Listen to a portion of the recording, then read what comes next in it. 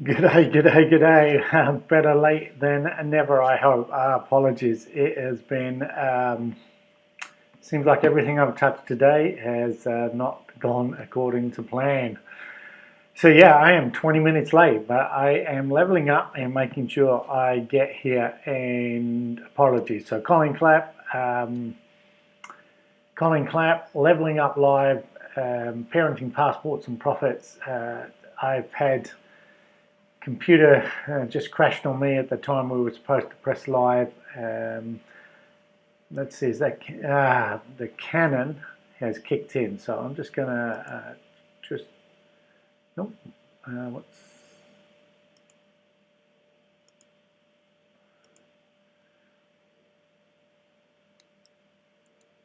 okay? I'm getting playback from. It's just this is what it's all about. Right, I'm going to try one more time. It tells me, it looks like I'm good. No, I'm not good. I'm not good. I'm all blurred out. I don't know if I'm blurred. On my screen, it looks like I am totally blurred. But on the camera screen, it looks like it's all good. So I have no idea what to make of that. So I'm just going to talk to this camera, and thank you for being patient with me. Yeah, welcome, Colin Clapp from Parenting Passports and Profits and Online Marketing Done For You, here with another Level Up Live. So yeah, let's get tonight's show URL. We haven't even got that set up.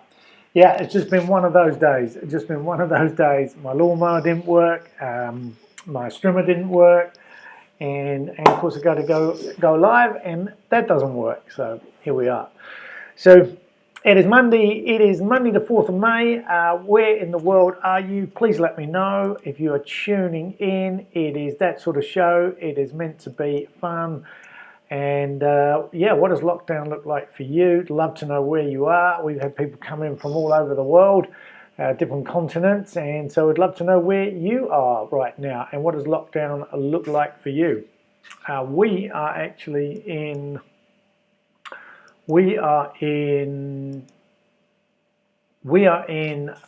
rural France, and lockdown for us has we've been about 5 weeks, whatever it is, 6 weeks. I don't even know, but I know that the girls haven't been out.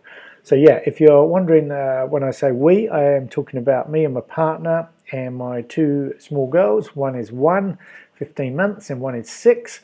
We are a location-independent family. We have been full-time traveling since February 2017, so we're into our 4th year now.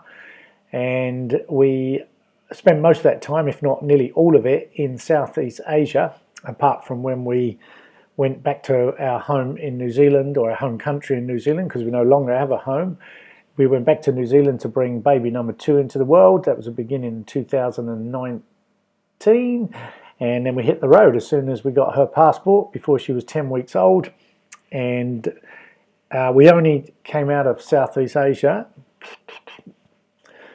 and literally about a week before the world went crazy, and came from the Philippines to France. Had enough time to buy some warm clothing after being on an endless summer, and then we settled into a house sit. So we're looking after a house in the middle of nowhere, so somewhere in central France. And after that, everything got locked down. So our nearest village, well, we're in a hamlet of 5 houses. 4 are apparently occupied. We've only seen neighbours in 2 of them, and yeah, that's it. The nearest village is 4k away. The nearest town stroke larger village is about 20k away, which is where we get our top-ups and our groceries. And yeah, so even if we weren't locked down, we'd be pretty isolated anyway. So we are actually feeling extremely blessed. We have so much, we stare out at countryside. We have so much space for the girls to exercise and breathe fresh air. without feeling claustrophobic. I'm sure if we stayed in Southeast Asia, we would not be feeling like this. So we feel very blessed. So I'm just going to change there. So yeah. So if you're new to the show, like I say, let us know where in the world you are. This I'm just going to give you I'll give you a brief overview of what the show is all about, how the show came about, and then we'll get into tonight's theme, which is Mashup Monday. So it's Mashup Monday. These hashtags have been something I've been working on for quite a while. I parked them through most of last year, but this seems a good time to bring them to the fore. So we've got Mashup Monday, where we talk about all things online marketing. That could be search engine optimization, keyword research, landing pages, websites, email marketing and automation. We have a number of tools, and we're more than happy to dive behind the scenes and look at any of those. So by all means, let me know. I should also say, more than happy to do online website reviews. If you put your website into the comments, I'll take a look. We'll run the clock. We'll get the clock going, and yeah, take a look round. So as you see, we've got the sort of computer screen there, and that's zooming in on a screen share. So yeah, if you want to do that, let us know. We'll run the clock, and we'll do a website review. Okay, right. Let's get back to the show. So yes, how did the show come about? Why are we leveling up? What's it all about?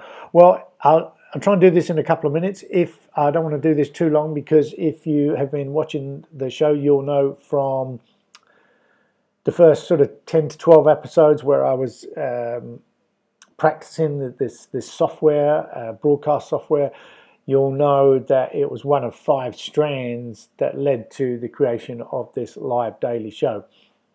So first one was listening to a podcast from a friend of mine, Martin Abonge. He was highlighting how this time, COVID-19, March 2020, May 2020, as it is now, March, April, May, you know, with the world in isolation, this is a period of time where many of us don't have to or can't use the excuse we don't have time.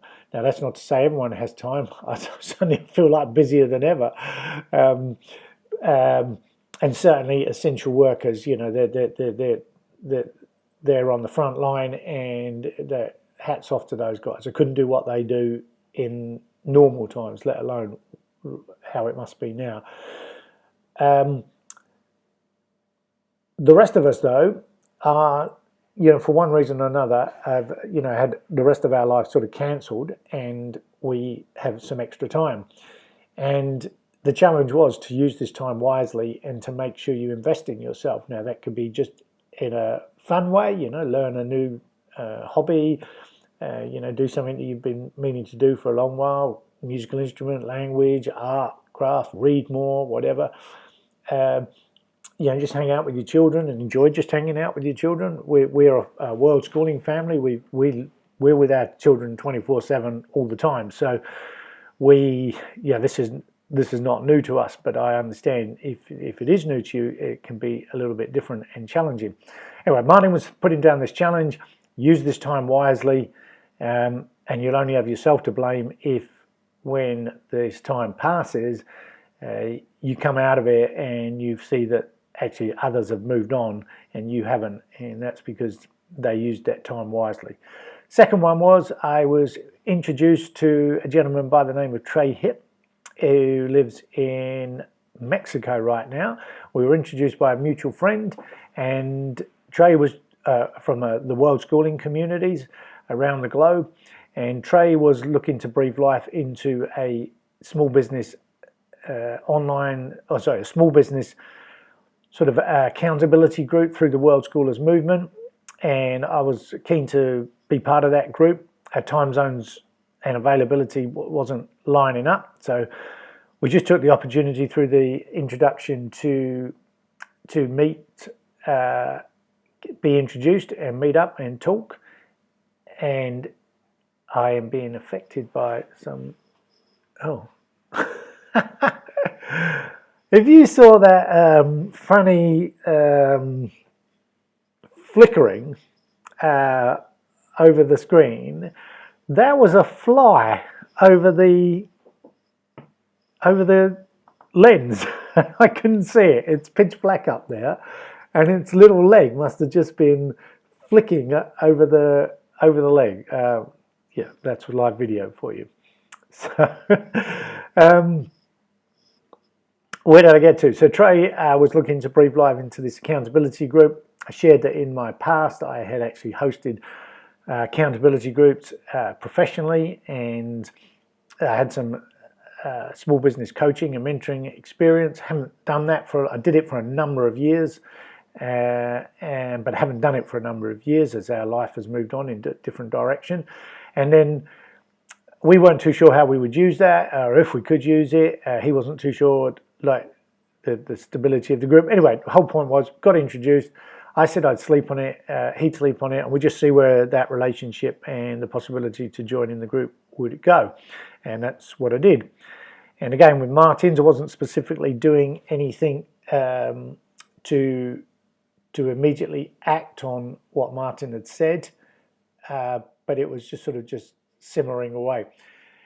This all happened around the time COVID-19 sort of started to take hold in earnest, and as Ellie and I reflected on what was happening, we wanted to make ourselves available to connect with people and help people if we could be of any help at all. So we just offered up our calendars, our online calendars through social media platforms.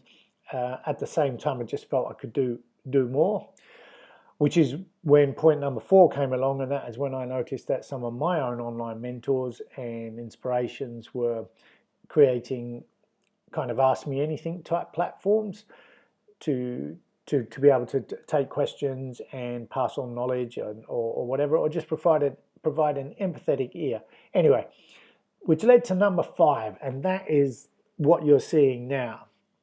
And that is, I wanted to level up. I wanted to level up with live video. I wanted to get better at live video.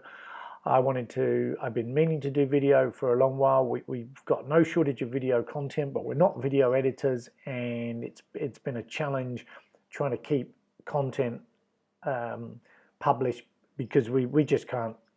It's just too time consuming. The video editors we've used at the moment, we haven't got into a good enough rhythm. So it's all a work in progress. But live video doesn't require editing, and I know I knew I could do it, and so I'm broadcasting to you from some software on an Apple Mac computer, MacBook Pro, and the software is called Ecamm Live, and it's that software that allows me to switch this camera on.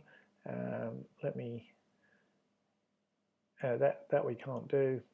It's a bit that allows me to do things like this, put up where in the world are you. It's a bit that allows me to transfer back and to different camera angles, to put up the website reviews. Now that's a screen share. I could change what we're going to look at. So if I was to say Google Chrome, okay, so we just minimized different things. It's what allows me to do things like, let's go back there. It's what allows me to pop the websites on the screen. It allows me, I can put the countdown timer on and start that. All sorts of different things that I could do, which also reminds me, it allows me to do things like this, which is, if you are new to the show, and I apologize for the way we started, but if you are new to the show, I am leveling up. I am doing my best I can, and I am going to get better. I'm going to get better. I'm going to put this time to good use. I'm going to keep showing up every night at the moment. I'll keep showing up, and I'll keep playing with the tools and the technology, and I will make mistakes live in front of you. And I will get better. For example, the lighting here. We're in a house set in a rural sort of converted farmhouse. It's very comfortable. We're very happy here. But of course, I don't have anything fancy in the way of equipment, and if I turn that light off, you can see how dark it gets. So I'll put that light on, and that's just a bedside lamp that I've sort of pulled down by a table. If I had the other camera working, I'd just be able to sort of show you the setup, but for some reason it's just it's not playing ball tonight, and I don't know why it's not playing ball. I don't know what I need to do to make it work. But yeah, we've had some successes with the camera, and we will get the dual camera thing going back. Anyway, so the point is, I was using this. The software itself is a subscription-based software that you can, use to broadcast live. You can record your own screen, but the main use of this tool is that you can broadcast to places like YouTube, which I'm doing now, Facebook, and a couple of other platforms that we don't use. But amazing software, incredibly sophisticated, but incredibly simple. And I've been able to do a lot of things that I just would not have expected. Let's just see if that camera has started to behave. I'm just going to whip over here and see if it's behaving any different. No, still appears to be blurred. I have no idea why it's blurred. Whether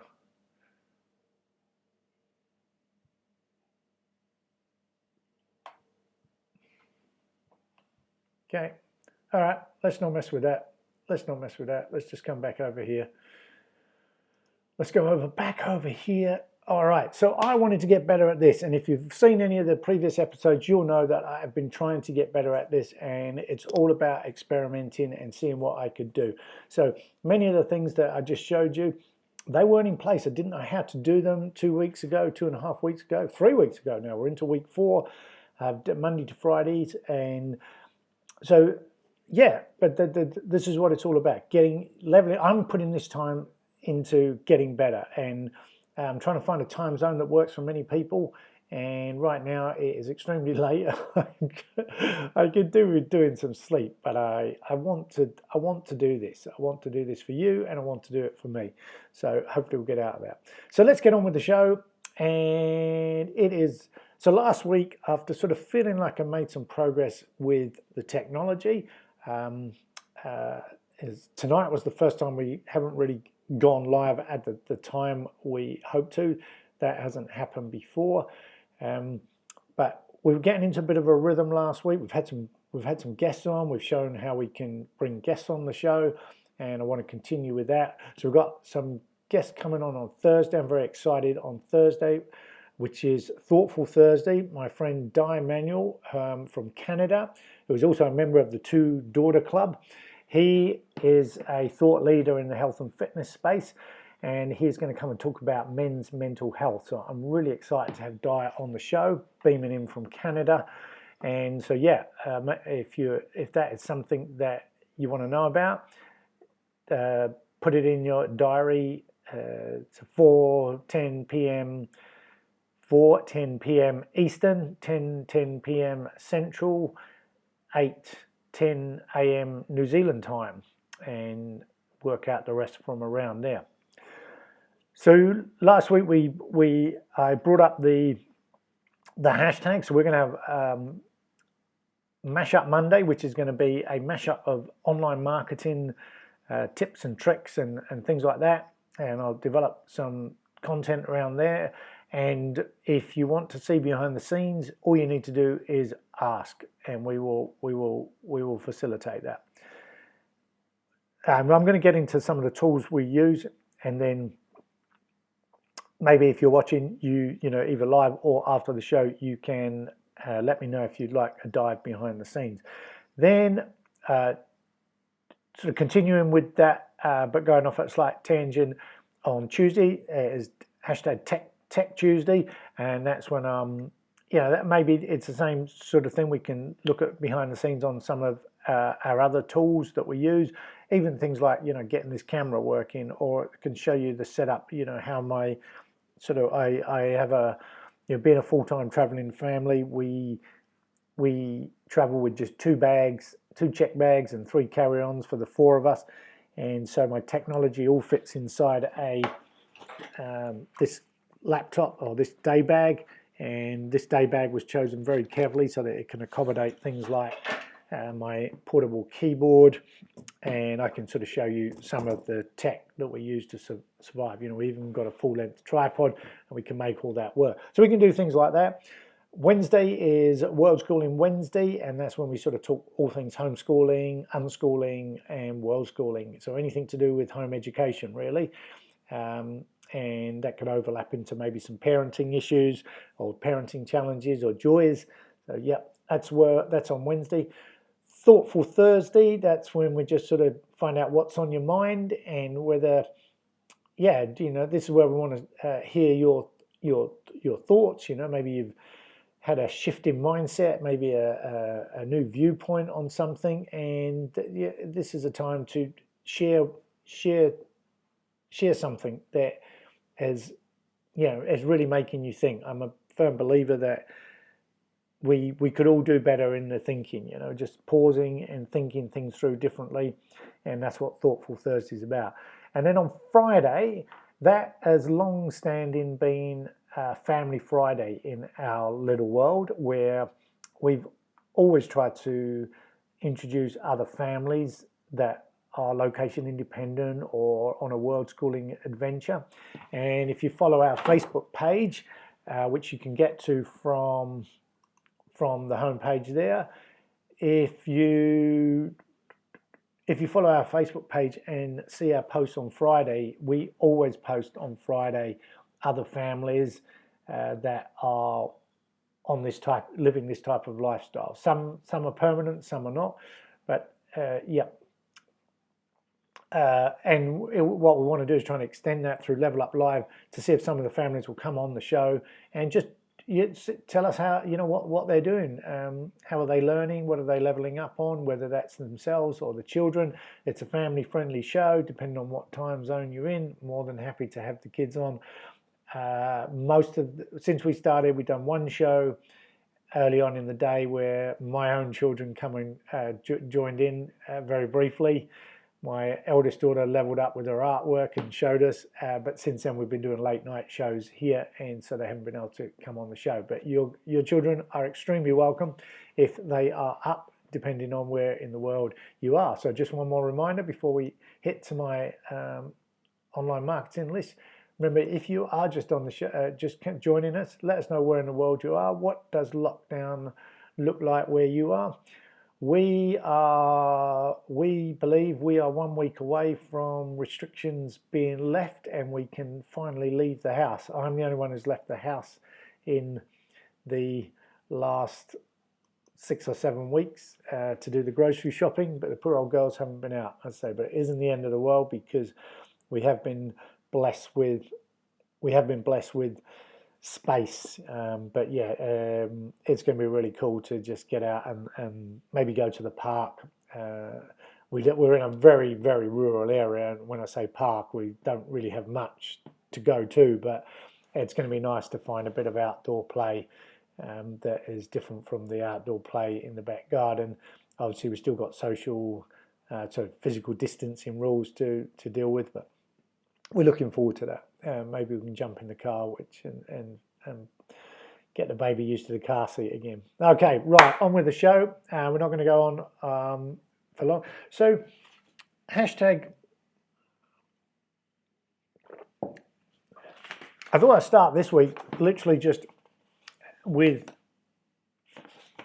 you know, what the sort of tools that you need in the online marketing world, because we had no idea about this 3 or 4 years ago, and we've been leveling up in some shape or form ever since, learning new skills and doing what it takes. So now I run a small online done-for-you marketing agency. So I do search engine optimization, keyword research, content re-optimization, SEO technical audits, website reviews. And Ellie is a freelance copywriter, mainly writing in the health and fitness space. If you want to learn more about that, you can find out about her over here. So she's a health and fitness professional. She blogs regularly, and yeah, you can learn more about her there. And then if you're interested in any of the online marketing services we offer, head on over to onlinemarketingdoneforyou.com and you can check things out there. And by all means, feel free to reach out.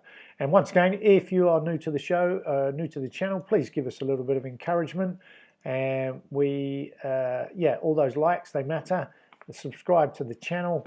Let us ding that bell, and we'll keep going live, and we'll keep putting out content and hopefully help you on your own location independent world schooling journey. Righty-ho. So as we've embraced online marketing, and there is a backstory to that, but I'll leave that for another day. There's I did a bit of an audit of like what we use, and I was trying to sort of categorize them as to where they fit and why they fit. And what I really came up with was, I'm just looking at my sheet of paper, as I could get really granular about labeling them, but just in sort of generic terms, I've sort of come up with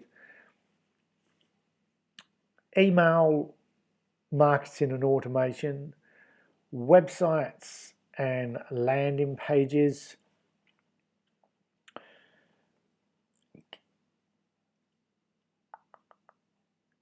productivity, and audio and visual. I actually probably should throw in another one, which is pretty important, is getting paid. And what sort of tools are we using in the online marketing world to get paid? So there are hundreds, if not thousands, of tools that you could use, but I believe they sort of fall into those main categories. Now, I should also point out, we are not into pay-per-click. We don't use pay-per-click. Everything we do is geared around earning organic traffic. So that's why we upskilled in search engine optimization, which I call making friends with Google. And so the idea with organic and search engine optimization is that you're optimizing your site to be found by the search engine. So when someone types in something into your Bings and your Yahoos, and of course Google as the major player, you want to make sure that your website, your landing pages are what's being found. And there was a time when I thought all that was snake oil, that it was getting to page one was just a sort of strap line by a bunch of marketeers. And this was when I used to pay other people to build websites for me. And I just said, oh no, don't bother with the SEO, I'll let people know what I'm doing and go from there. And it was a complete naivety of what it takes for a website to be seen and found and seen and engaging, and in a way that keeps people on the site. And if you keep people on the site, then the search engines see that as a good thing, and they reward you with more. So all of these tools I'm about to share, this is without you even getting into the sort of pay-per-click and all the tools you might need to be better at online paid advertising, such as Facebook ads, Instagram ads, Google ads, all those sorts of things. We don't use those, and I don't have skill sets in those. But of course, if anyone's out there, I do have peers. And actually, I'm hoping tonight, one of my friends who has got some skills and experience in the Facebook ads space, he has said if his kids go down, and I know how he feels, he's going to jump on. So, but unfortunately, he's in the UK, and I know it's at the worst time, because if I did it at the same time as he did it, I would also be struggling. So I think one day last week, I think I got to my computer about 17 minutes before the show was about to start, just because my eldest just wouldn't go down. Anyway, so yeah, so online marketing, there are a number of tools that you need. Now you could just throw up a website on a hosted environment.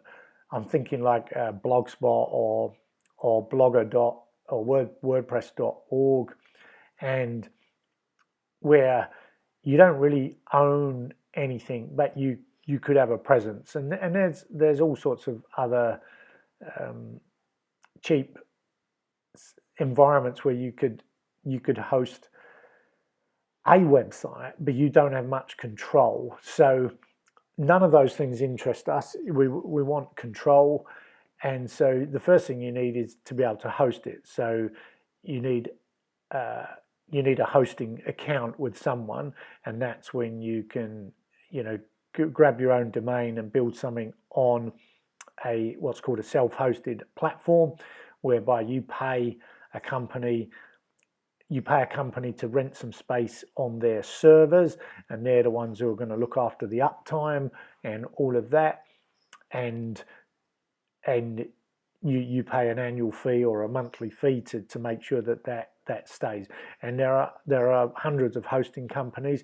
Then they are separate from domain registrars. So some do both, but they are separate. So in other words, if you want your own domain, i.e., ColinClapp.com, or in this case, parentingpassportsandprofits.com, for example, you have to register that domain, and that's the starting point. And then if you want to build, but you might not use it, there's a lot of people, there's a joke in the online marketing space, entrepreneurs, how many domains have you got that you don't use? Because all good entrepreneurs like to, they come up with ideas, and we register domain names thinking we're going to use them one day, and it's a bit of a standing joke who's got the most unused domains. But you have to pay to keep them, so you do want to make sure you are going to use them one day, or you just got to let go of them and say that that idea was good once, but no, I'm not going to go there again. So you have you've got your domain registration, but you don't have to do anything with it. And then if you do something with it, then that's when you need hosting. So there are lots of companies out there. We use Bluehost at the moment. They get a lot of support from online marketers. Some people criticize them for different things. We haven't had too many problems. I'm not going to say we've had no problems. Every now and then I need their support, and I'd say 8 out of 10 times I'm happy. 2 out of 10 times I'm a bit frustrated. But I've never heard one company get a real good rave review from everyone you speak to. And it's like anything, the more you pay, the better service you'll get. So there's much smaller companies than Bluehost.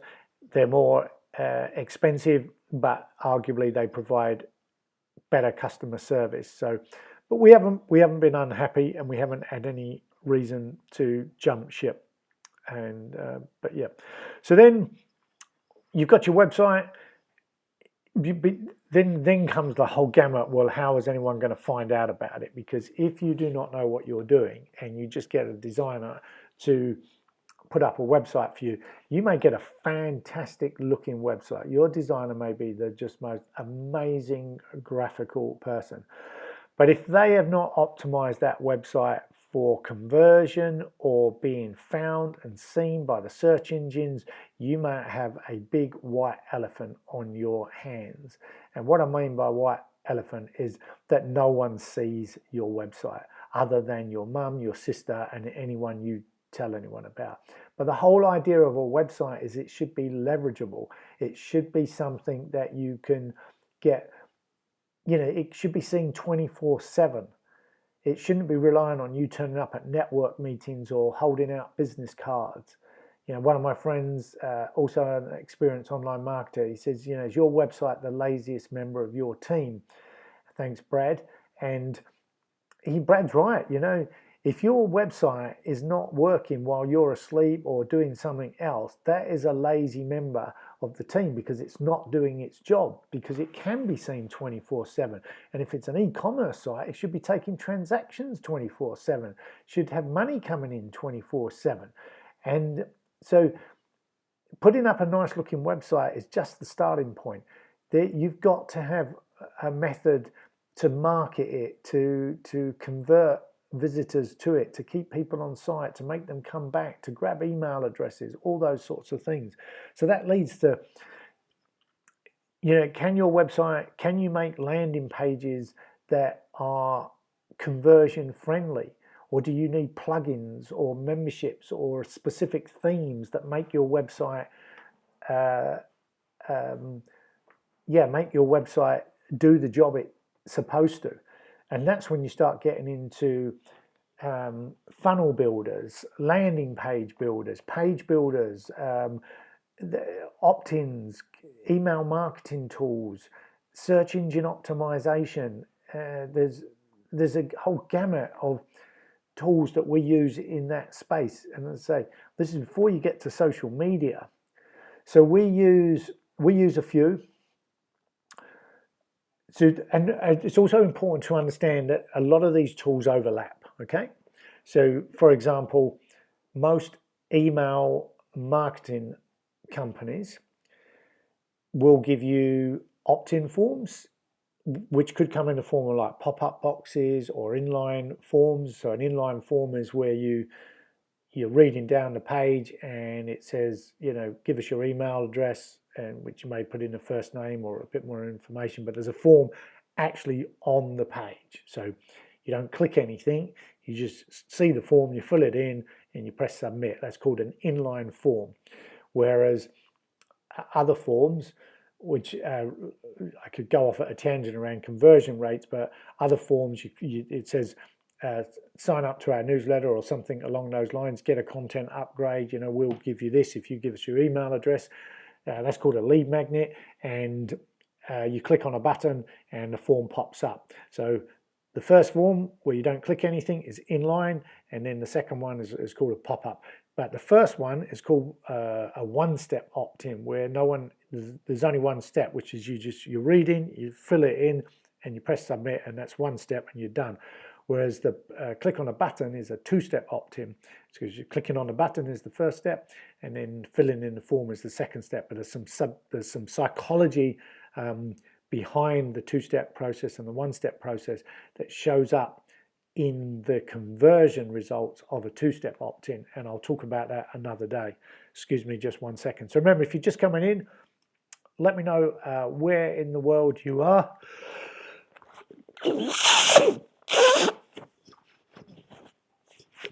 Excuse me, I tried to time that so that I would sneeze while you weren't looking. But I'm back. So yeah, one-step versus two-step opt-ins, and I've got a video on that, and maybe on another Mashup Monday I will run that video or get an abbreviated part of it. But yeah, there's some very interesting stats around that. So email responder companies, email marketing companies, email automation, many of them will have these opt-in forms and basic landing pages. And I use that term, basic landing pages, because most of them are specializing in the email automation part, the email marketing. In other words, that's getting the emails out to your audience. So someone signs up, and then you've got to send them a series of emails because you're trying to nurture them. It's the know, like, and trust factor. So email is a very trusted method for building up know, like, and trust. So a lot of these companies, they specialize in that side of thing, which means the pop-ups and the opt-ins and the landing pages aren't always the best, and you can't necessarily create them in a way you want. So there's landing pages that you can design with page builders. So you can design custom landing pages with page builders, or you can use what's called bridging tools. So those are like pop-up page takeovers that are just geared to grab the email address, and they're like a tool that sits between your website and your email marketing company.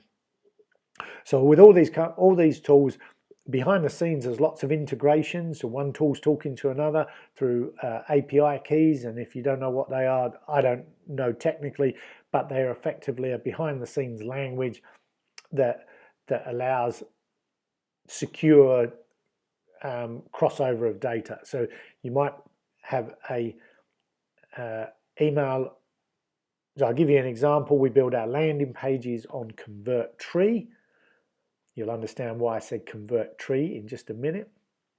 We have our email automation through a tool called ConvertKit, and our bridging part, which is where we get the emails, we use a tool called ConvertBox. So that is completely coincidence that we've got three tools that all are convert something, but they are totally unrelated. So if we want a funnel and we want it to be quick and easy, and I'll get to this in a minute, and have a payment gateway, in other words, it leads to a sales page where someone can pay for the service we're offering, we want them to be able to get their credit card out and pay. Now, not all page builders will allow you to do that.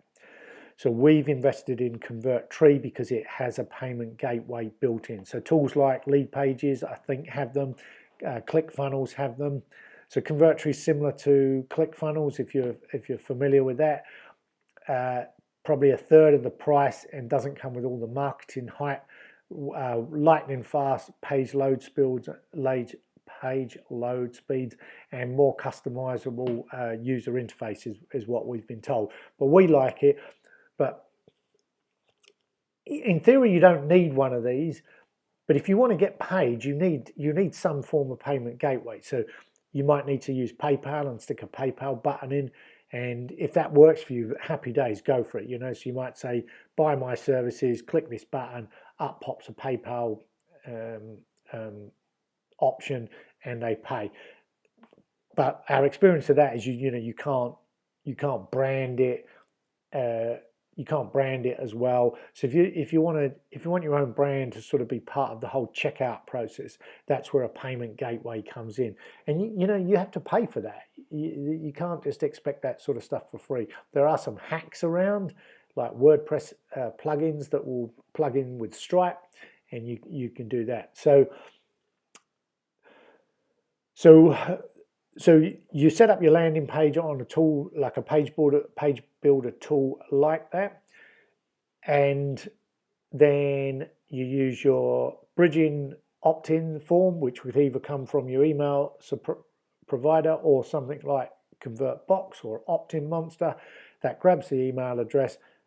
That form talks to your email marketing software, in our case ConvertKit, and then now on that database, and if we want to send them emails, that all goes through ConvertKit. Now, when I talked about the page builder, I should say that is separate from something like WordPress, which is just the basic, like a blogging platform where you can build pages. So you can build pages through WordPress, which is free. You need to pay for themes. You can get free themes, but it's like anything. Free themes are very basic in what you can do with them. So when you start getting a bit more sophisticated about what you want to do with your website to make it more conversion friendly, or to be able to do this or to do that, you really need a professional theme. And when I say a professional theme, it doesn't have to be the most expensive theme, but you want to make sure this is your business you're talking about, or a very important part of your business, and you need to make sure that it can do what it's meant to do. Otherwise, like Brad says, it becomes the laziest member of your team, because it's kind of got its hands tied behind its back, because the theme doesn't let you do what you want. It doesn't let you brand it like you want. It doesn't let you convey the message you want. So you can dive in with WordPress, build some really awesome sites. And I do challenge you, just go and take a look at any of these sites. You should notice on the home pages of each of these sites, you should notice some commonality. We've recently upgraded to a new theme builder called Divi, and we've applied it across all three of those sites. And we're really pleased with that investment, because we feel like we can own every aspect of our website, whereas previously we'd let other people influence the theme. We didn't know what we were doing. We didn't understand how all the pieces come together. But over the last 3 years, we've got a real handle on what it takes to build a website. And now we sort of feel we know. We're not developers, but we're what we call front end developers. So I don't personally understand the back end HTML side of things, the sophistication around things like PHP and CSS. We build everything from the front end using front end development tools. But like I said, go and have a look at those sites and see what you think. Take a look around, have a look at the blog pages, have a look at the call to action pages, the contact pages, see what you think. Give us some feedback. All of those sites have been around a while, but have had a makeover in the last 6 months by us upskilling in Divi. And we'd be very interested to see what feedback you have about how we've presented our sites and how easy you find them. If you go to Ellie's site, you'll see how ConvertBox is kicking in. There's some modals that slide in, and you'll see the reason we've invested in ConvertBox, it allows us to tag people at the point they opt in. So if you don't tag people when they opt in, you need to try and find out about them after they've got on your list. And that's when you have to sort of write emails that says, well, thanks for signing up to our newsletter, or thanks for getting this download, or whatever. But now can you tell me a bit more about yourself? Well, unless they actually reply, you need to do things like put links into your emails that when they click on them, it fires a tag in your email marketing software that now lets you know that they're interested in product X, Y, Z, or they're interested in this, that, or the other. And then you can maybe put them into a sequence whereby you send emails around that topic. So, for example, in Ellie's case, she has something she calls the Holistic Health Highway, and there are a number of lanes in the highway related to things like stress, sleep, physical fitness, healthy eating. So those are examples of, shall we say, segments or categories. You can call them whatever you like. But when people opt into Ellie's newsletter, they don't just opt into a sort of generic newsletter. They come through a specific lead magnet, and we can tag them with, all right, so if they signed up for that, they kind of fall into this category. So we'll send them this set of emails and nurture them as like a mother or someone who's trying to lose weight, something like that. And then you can move them towards the products and services that you offer. So that's, you sort of use the laddering effect. So all of this can be done in many different ways, but you can't do it for free. You can't just get a cheap WordPress theme, some basic free email marketing software, and hope that you're going to have all of these features and benefits. You might get a few of them, but you'll eventually hit a brick wall. So if you're going to take online marketing seriously, you've got to invest some money and some time, or pay someone who's got the skills and the experience and has worked out the nuances of software X, Y, and Z. And as I say, you might be wondering, like we did, well, what does this one do? I thought that one did it. And the truth we found out is that quite often, several tools can overlap, and you get to a point where you're like, well, shall I use that or that? And there's no right or wrong. It's a test and measure thing. We for a while we were using the email opt-ins of ConvertKit that came with the package, and they've upskilled in that, by the way. When we signed up 3 years ago, they had some really basic opt-ins, but they were all we needed back then. And in the last year, they've added to that part of their offering with some more, some better landing pages and opt-in forms, and they are much, much better. And you don't need if you've got a business where you're just selling one product or service, you could build a whole website just with one of these. So you just get the email marketing software. Whether you can host that on your own domain, I'm not quite sure off the top of my head. Maybe you can with a little bit of sophistication. But you could just have a landing page that takes an email address and you do everything from email, but you'd be able to send someone to a website. But it would be extremely basic. You wouldn't be able to sort of have an about us and what we do, and that's when you need a page builder and can go from there. So we were using the opt-ins and then the landing pages that they provided, but it got to the point, even when they upgraded the landing page opt-in forms, which are much, much better, we still felt now with where we're at, we can do a lot better, and we know what we want to say, and we can't say it within the frameworks that you're currently giving us, even though you're now giving us better frameworks than you were giving us 3 years ago. And that's when we invested in ConvertBox, because we felt that we build our web pages through WordPress and Convertry. So when we need a payment gateway, we go to Convertry. If we don't need a payment gateway, we mainly build the pages on WordPress, and then we go from there. So we plug in click to, calls to actions, click for a call to action, which invariably takes them off to a convert box, which is a pop-up or a takeover, sometimes they can slide in from the top or whatever, and that's how we obtain the email address. Now, what we really like about that is it keeps them on the site, because if they don't want to opt in, they just close the thing and they're still on the site. So that means they stay on the site longer. The search engines like that. Whereas if you send them off to a landing page and they don't want to sign up, they could close that sometimes, and you've lost them off the site. So again, these are all nuances of how you do it, and everything is test and measure. There's not one way of doing this, and it all being you can rely on it working. So you've got your hosting, you've got your website, you've got your email opt-ins, you've got your landing pages with payment gateways. That kind of is around what I call the online marketing. I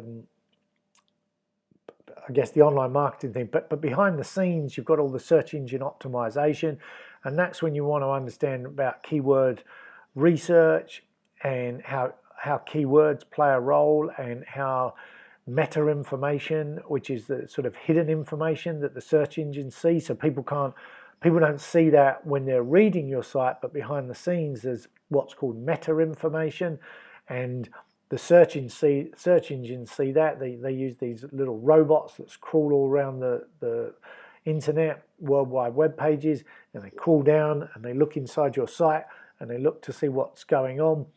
And you need to, I use the analogy of going to the library.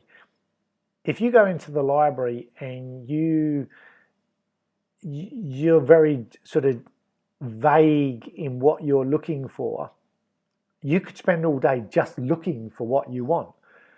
But if you're very specific and you use the librarian, you say, right, librarian, I'm looking for XYZ based on ABC.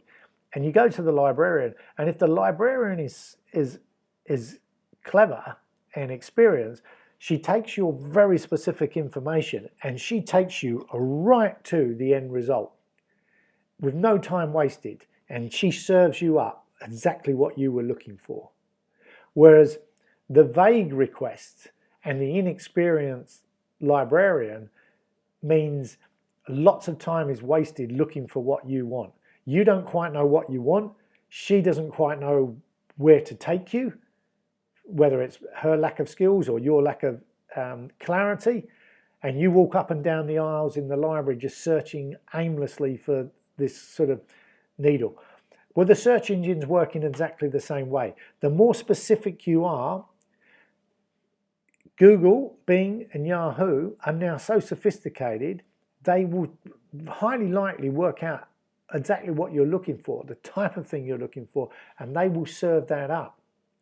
And that is because the people who know what they're doing with search engine optimization make sure that their website is helping the librarian. So if you think of Google as the librarian, you want to make friends with the librarian because she will help you. So when you build a website, build it with the librarian in mind, that the librarian can go, I know when you come in searching for some information, i.e. you're a user on one of the search engines, the librarian, which is Google, knows I know exactly what you need. Based on what you just wrote there, I know exactly what you need.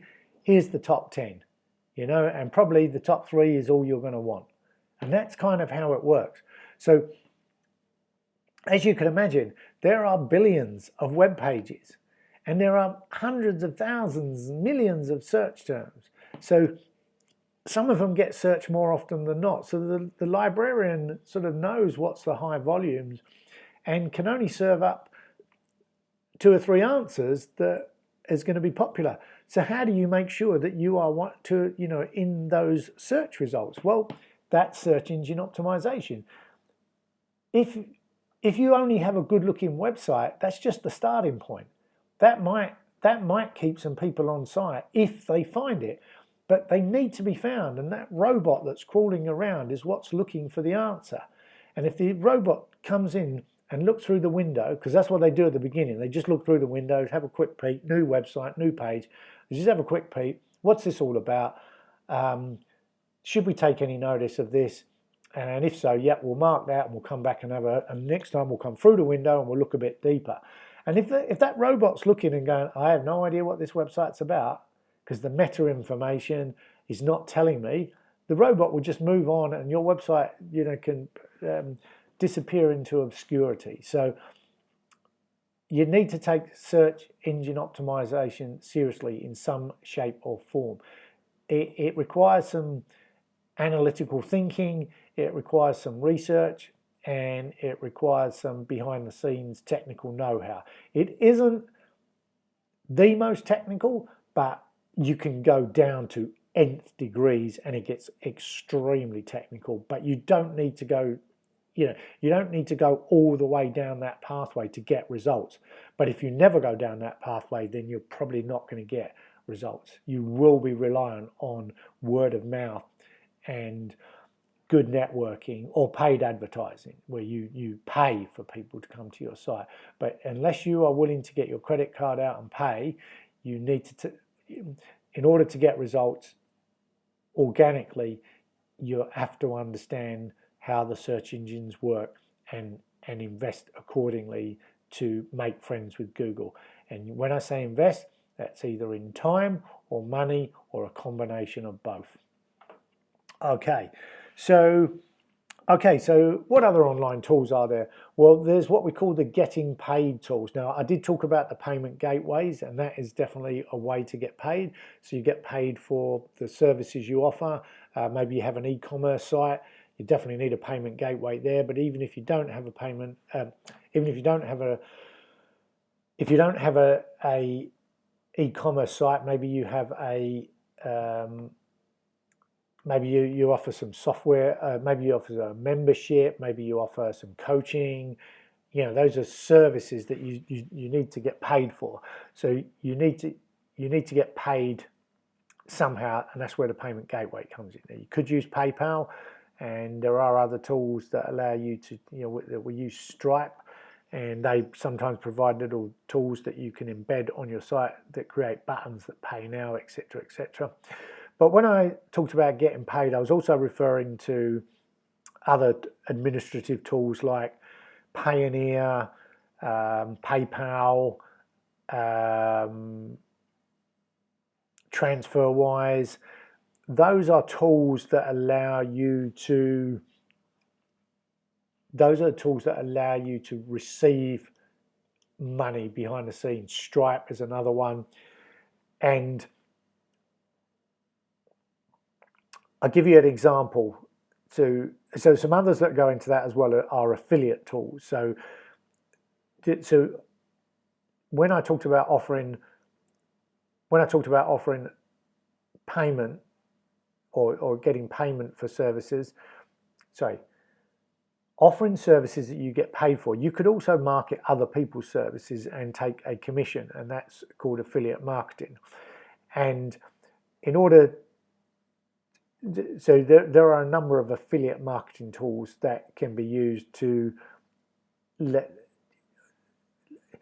give people links they can click on, and some you can build into the back end of your website, some that you can literally grab from a browser.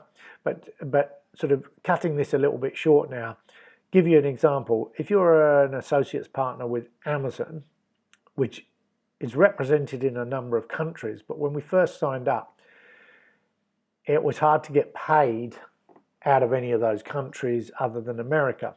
And then when in America, you could only be paid in American dollars. Things have changed now, but back then you could only get paid in American dollars.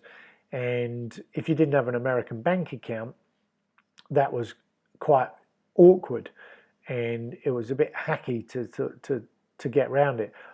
But there are tools like Payoneer and TransferWise that effectively give you virtual bank accounts in different countries. So we have accounts with both of those, but they give us accounts in an Australian bank account, a Euro bank account, a American bank account.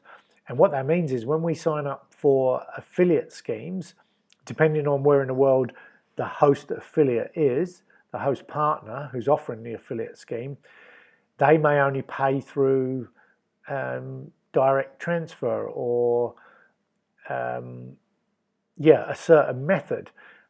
But if you have bank accounts in those countries, you can get paid. And then what happens is, what you're getting is like a virtual, I don't know if I can sort of, you're getting like a virtual bank account in each of those countries, and then it drops into your account with whoever it is, Payoneer or TransferWise or someone like that.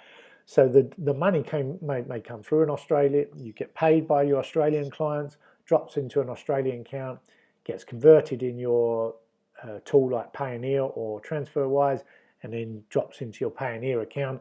And so you're sitting there with sort of foreign currency accounts, and which could all be transferred out into your preferred banking part. So again, if you're doing online marketing and your clients are from more than one country, getting paid is an important part of doing business, and you need tools like that. So we're coming up for the hour now, and I don't want to go on too long. So I'll park that. Audio and visual, audio and video, again, massive amount of tools there. Audio is mainly around the podcasting sort of side of things. Ideally, I would have a better microphone than what I'm using here, but I know that this works and it's good enough for now. The reason I am not using a USB one at the moment is because I only have 2 ports on my MacBook Pro, and I use one for the camera that's not working. So tonight I could have used a USB mic, but on other nights I can't. But so you're only going to need these if you're marketing in a audio and visual way. So the software we're broadcasting off, that's an investment. But yeah, there's things like when you start having a YouTube channel, you're going to need thumbnails, you're going to need social postings, designs, and things like that, and then a whole bunch of sort of tools could come in handy. So we're not graphic designers, but we use tools like Canva that have proved very useful. And when it comes to visual, we've got a membership, and with people who are helping upskill in the video side of things. There's a whole bunch of tech equipment that I could get into. But so yeah, depending on your commitment to going audio or video, there are a whole slew of suites, a slew of tools that are dedicated for those platforms. And again, like going to YouTube as an example, there are little plugins that talk to YouTube that can help you do keyword research that plugs into YouTube. There are things that can help you split test thumbnails and things like that. There are things that can help you do optimization and sharing. The list goes on. Social media, we don't make social media our prime focus, but we do have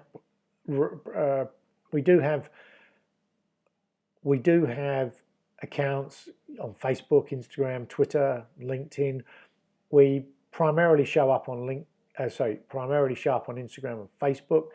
But we don't put all our eggs in any of those baskets. So organic is the way we prefer to be found, and word of mouth. Social is useful. It definitely helps us build communities. But once again, once you get into online marketing, there is again a raft of social media tools that will help you with automation. Things like Buffer, Recur Post, Later.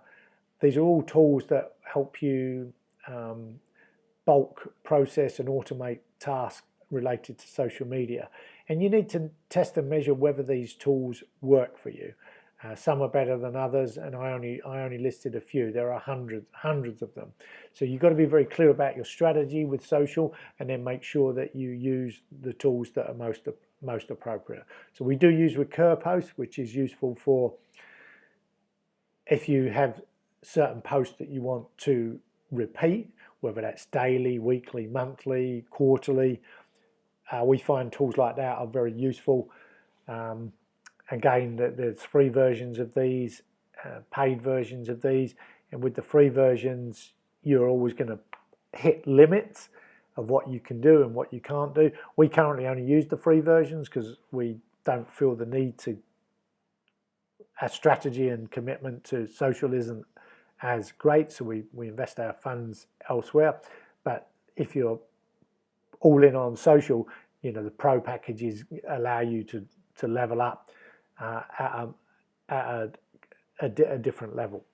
And then, of course, there are what we call the productivity tools, and that's things like project management, automation, things like Zapier, IFTTT, that have free versions and paid versions. And Zapier is a way to take one tool that doesn't talk to another tool, and the Zap sits in the middle. And so if one tool does not talk to another tool, but it talks to Zapier, that is often a way to bridge automation, and that can be used for amazing things. And again, you can do quite a bit or you can do limited on the free version. It probably allows you 4 or 5 automations, but if you want more, you need to pay for more.